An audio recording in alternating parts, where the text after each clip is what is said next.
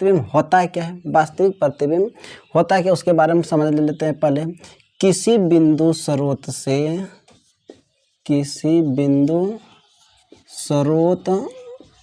से आती हुई प्रकाश की किरण जिस बिंदु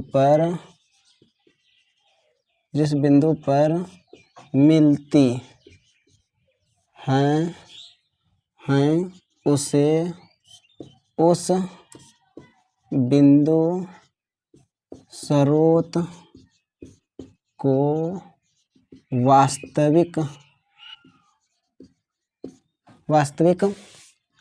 प्रतिबिंब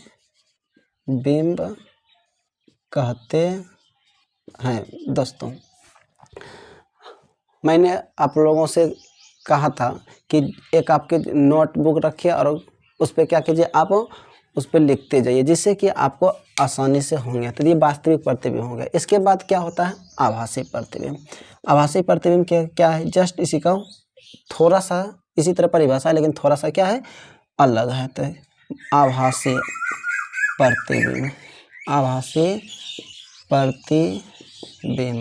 आभासी प्रतिबिंब का दूसरा नाम है काल्पनिक प्रतिबिंब। दोस्तों, इसका परिभाषा क्या होगा, किसी बिंदु स्रोत से आती हुई प्रकाश की किरण आते हुए प्रकाश की किरण जिस बिंदु पर मिलती हुई प्रतीत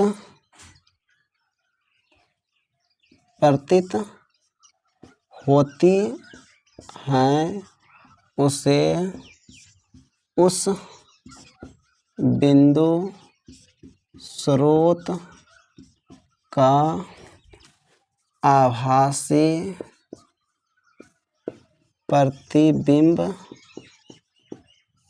कहते हैं। दोस्तों, ये हुआ प्रतिबिंब। दो प्रकार के होते हैं, वास्तविक और आभासी। दोस्तों, दोनों का परिभाषा मिलता जुलता है, थोड़ा सा अंतर हो रहा है।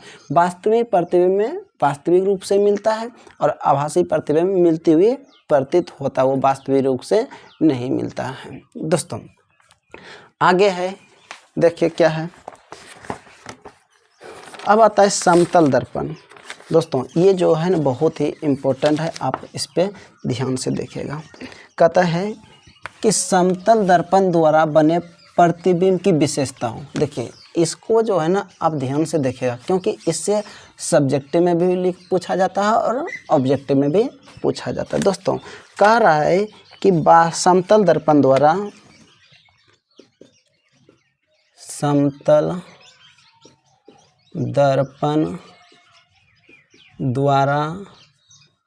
बना प्रतिबिंब की विशेषता। दोस्तों, विशेषताएं देखिए दोस्तों, समतल दर्पण में जो प्रतिबिंब बनता है उसकी क्या बोल रहा है, विशेषताओं के बारे में बोल रहा है। दोस्तों, इससे आपको ऑब्जेक्टिव में भी पूछेंगे, सब्जेक्टिव में भी पूछेंगे। दोस्तों, हर बार ये रहता है। तो इसमें क्या होता है, समतल दर्पण द्वारा बना जो प्रतिबिंब होता है उसकी विशेषताएं निम्नलिखित होता है। पहला पॉइंट में क्या होता है, समतल दर्पण में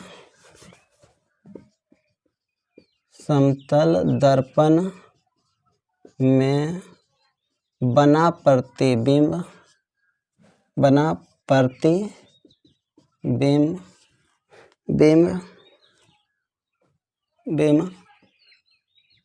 आभासी होता है।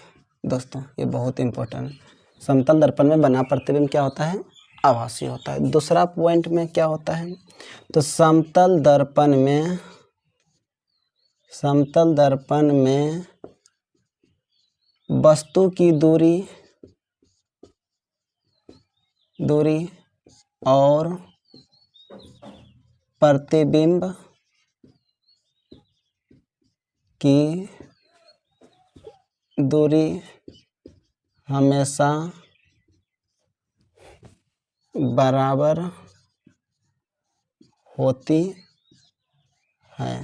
तीसरा पॉइंट क्या कह रहा है, समतल दर्पण में बना प्रतिबिंब समतल दर्पण में बना प्रतिबिंब वस्तु की अपेक्षा सीधा होती है। फिर चौथा पॉइंट है समतल दर्पण में बना प्रतिबिंब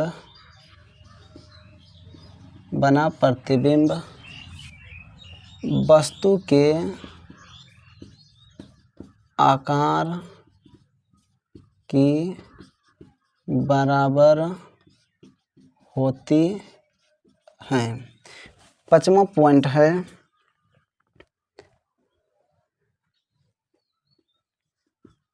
समतल दर्पण में बना प्रतिबिंब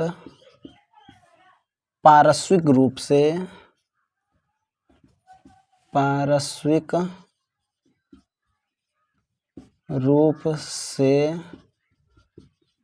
उल्टा बनता है। दोस्तों आप इसको MVVI कर दीजिए, क्योंकि इससे जो है ना MVVI कर दीजिए। क्यों? इससे आपको ऑब्जेक्टिव में भी पूछेंगे, सब्जेक्टिव में पूछेंगे।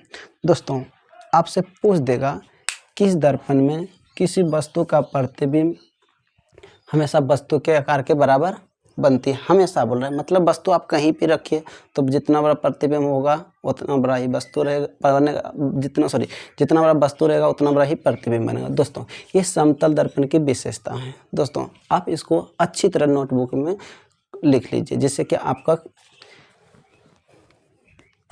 दोस्तों आगे क्या कहता है देखिए। तो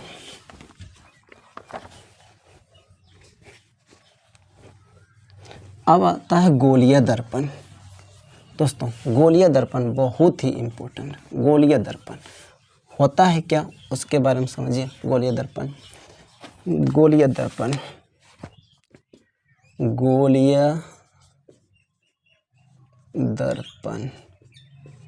ये होता है क्या?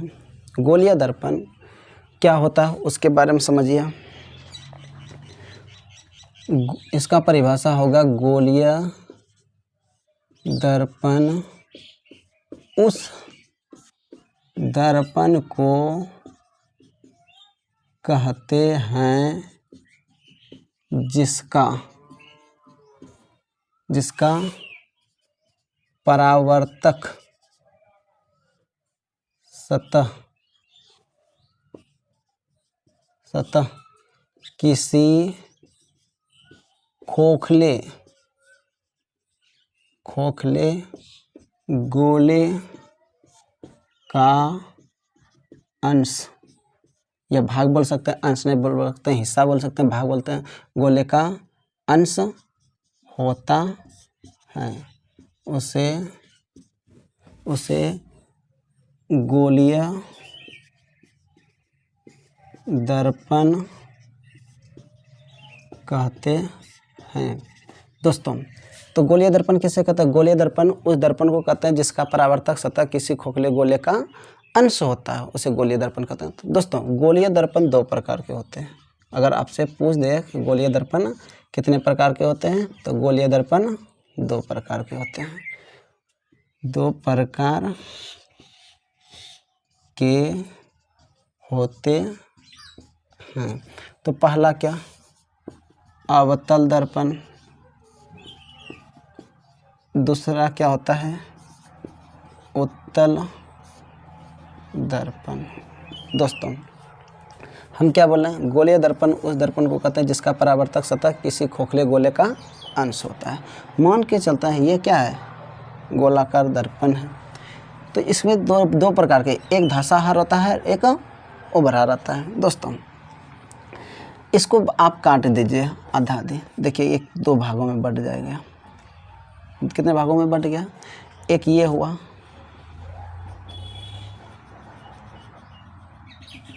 और एक ये हुआ। इसको रंगीन कर रहे हैं, इसको रंगीन कर रहे हैं। तो इसमें गोलीय दर्पण कौन हो गया, 2। कौन कौन, अवतल दर्पण और उत्तल दर्पण। अवतल दर्पण का परावर्तक सतह धसा रहता है। दोस्तों याद रखना, कोई पूछ देगा कि गोलीय अवतल दर्पण कहते हैं किसे कहते हैं, तो जिस दर्पण का परावर्तक सतह धसा रहता है उसे अवतल दर्पण था। देखिए परावर्तक सतह, ये पीछे वाला भाग क्या है, रंगा हुआ है, ये परावर्तक सतह नहीं। तो ये प्रकाश गया, ये प्रकाश जाता है, ये देखिए टकरा करके नाभि होकर गुजर जाता है। तो दोस्तों इस वीडियो के माध्यम से वो लॉन्ग इसलिए जा रहे हैं कि जिससे कि आपका ऑब्जेक्टिव और सब्जेक्टिव दोनों हो जाएगा। तो सब्जेक्टिव और ऑब्जेक्टिव के लिए अलग हम वीडियो बनाएंगे, लेकिन पहले इसके बारे में अध्ययन करेंगे, तब आपको क्या होगा, समझ में आएगा कि ऑब्जेक्टिव वो किस टाइप पूछेंगे और सब्जेक्टिव किस टाइप पे पूछेंगे। इसलिए सबसे पहले इसकी सबकी ज़रूरत है परिभाषा याद रखना। कोई भारी यहाँ नहीं होता है, भारी सिर्फ परिभाषा याद रखिए, इसके बाद आपका ऑब्जेक्टिव और सब्जेक्टिव दोनों बन जाएगा। तो परावर्तक सतह धसा रहा तो क्या हो गया, अवतल दर्पण। अब परावर्तक सतह उभरा रहा इस तरह, ये रंगीन है, ये परावर्तक सतह यहाँ गया प्रकाश, तो ये क्या जा रहा है, देखिए परावर्तक सतह जो है उभरा है। तो ये किस प्रकार का दर्पण हो गया, उत्तल दर्पण। तो जिस दर्पण का परावर्तक सतह धसा रहता है उसे अवतल दर्पण, और जिस दर्पण का परावर्तक सतह उभरा रहता है उसे उत्तल दर्पण कहते हैं। दोस्तों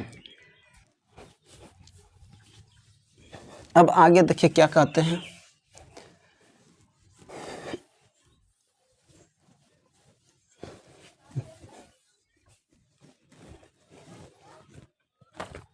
दोस्तों अब आया अवतल दर्पण। अवतल दर्पण, देखिए अवतल दर्पण जिस दर्पण का परावर्तक सतह धसा रहता है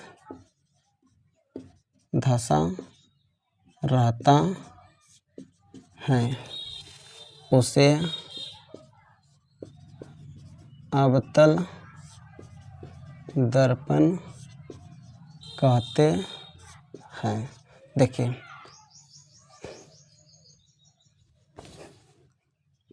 ये क्या है, रंगा हुआ भाग है, इससे तो प्रकाश परावर्तक होगा नहीं। तो ये क्या है, मुख अक्ष। दोस्तों सब परिभाषा बताएंगे सबका। मुख अक्ष ये क्या है, ओ प्रधान ध्रुव, और एफ क्या है, नाभि, और सी क्या है, वक्रता केंद्र। तो ये कैसा दर्पण है, अवतल दर्पण। इसका परावर्तक सतह धसा है, इसके लिए